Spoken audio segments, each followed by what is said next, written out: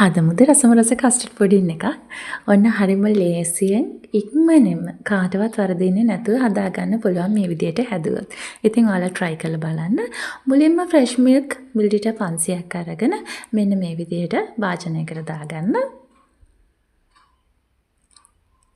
ඊට පස්සේ කස්ටඩ් පවුඩර් මේස හැඳි 3ක් ෆ්‍රෙෂ් මිල්ක් එක්ක හොඳට මික්ස් කරගන්න ඕනේ. මම මෙතන ෆ්‍රෙෂ් මිල්ක් කස්ටඩ් පවුඩර් එක මික්ස් කරගන්න පුළුවන් ප්‍රමාණයක් තමයි අරගෙන තියෙන්නේ. ගොඩාක් ගන්න අවශ්‍ය නැහැ. හැබැයි කැටි හිතෙන්නේ නැති වෙන විදිහට හොඳට මේක මික්ස් කරගන්න ඕනේ. මෙන්න මේ විදිහට.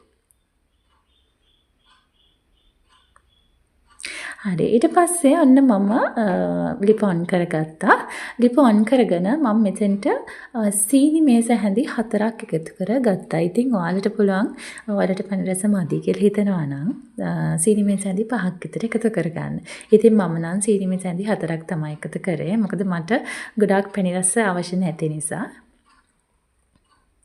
ඊට පස්සේ මෙන්න මේ විදිහට කිරියක උතුරගෙන වගේදී ඔයාලට පුළුවන් අර අපි මික්ස් කරගත්තු කස්ටඩ් පවුඩර් එක එකතු කරගන්න. ඊට පස්සේ හොඳින් කලවම් කරන්න. මෙන්න මේ විදිහට කලවම් කරනකොට ඔයාලට පේනවා ඇති අර කලින් තිබුණට වැඩිය උකු ගතියෙන් වැඩි. ඉතින් ටිකක් විනාඩි 5ක් විතර කලවම් කරනකොට මෙන්න මේ විදිහට තමයි එන්නේ.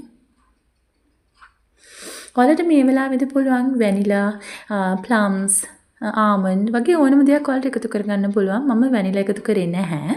මොකද මේ මම ආසයි මේ එන සුවඳට. මේ කස්ටඩ් එකේ මේ හදනකොට එන සුවඳ මම හරි ආසයි. ඒ නිසා මම මොකද එකතු කරන්න ගියේ නැහැ. ඉතින් ඔයාලට පේනවා ඇති අර කලින් තිබුණට වැඩිය දැන් උකු ගතියට ඇවිල්ලා තියෙනවා.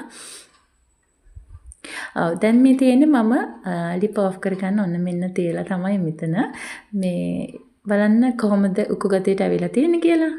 හරි මම දැන් ලිප් ඔෆ් කරගෙන මෙන්න මේ විදිහට භාජනයකට දාගන්නවා. ඉතින් මේක හරියම රසයි ළමයි. ටිකක් මේ වෙන්න තියලා ඔයාලට ෆ්‍රිජ් එකේ වුණත් මේක දාගන්න පුළුවන්.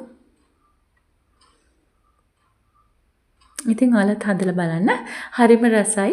ඉතින් ඔයාලට මේක උඩින් වුණත් ප්ලම්ස් ටිකක්, ආමන්ඩ් ටිකක් ඔයාලට ඕන විදිහකට දාගන්න පුළුවන්. ඉතින් මම ওই ටික තමයි දාගෙන හැදුවේ. එහෙනම් ගිහින් එන්නම්. බයි.